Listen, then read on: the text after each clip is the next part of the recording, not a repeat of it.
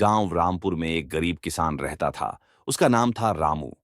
रामू के पास कुछ बीघा जमीन थी जो पीढ़ियों से चली आ रही थी। जमीन बंजर नहीं थी, लेकिन सिंचाई के साधन न होने के कारण वह हर साल अच्छे फसल की उम्मीद में निराश हो जाता। रामू सुबह से शाम तक खेत में पसीना बहाता, पर मेहनत के बदले उसे बहुत कम मिलता। रामू के परिवार में उसकी पत्नी सीता और दो छोटे बच्चे थे। बच्चों की पढ़ाई का खर्च, घर चलाना और कर्ज की किश्तें चुकाना, ये सब रामू के कंधों पर थे।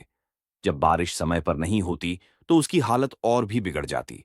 कई बार उसे साहूकार से ब्याज पर कर्ज लेना पड़ता और वह कर्ज धीरे धीरे उसके गले का फंदा बनता गया।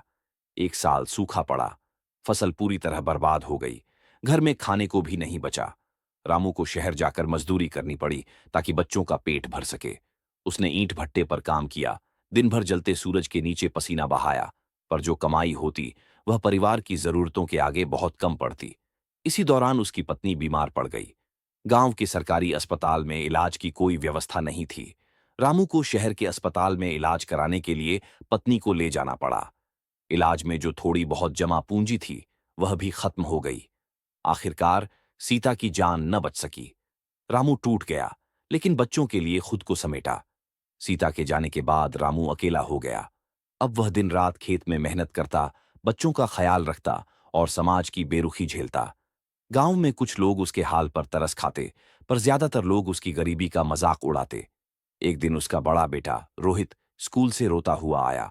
उसने बताया कि मास्टर ने फीस न देने पर उसे सबके सामने डांटा और बाहर खड़ा कर दिया। रामू की आंखों में आंसू आ गए, लेकिन उसने बेटे से वादा किया, तू पढ़ लिख कर बड़ा आदमी बनेगा बेटा, मैं अपनी जान भी लगा दूंगा तेरे लिए। रामू ने दिन रात मेहनत की, कभी खेत में कभी शहर में मजदूरी करके पैसे जोड़े। धीरे धीरे रोहित की पढ़ाई आगे बढ़ी। मां की कमी रोहित ने महसूस की, लेकिन बाप की ममता और संघर्ष ने उसे कभी हारने नहीं दिया। वक्त बीता और रोहित ने एक सरकारी नौकरी पा ली। उस दिन रामू की आंखें भर आईं। उसकी झुर्रियों में छिपा संघर्ष अब मुस्कान में बदल रहा था।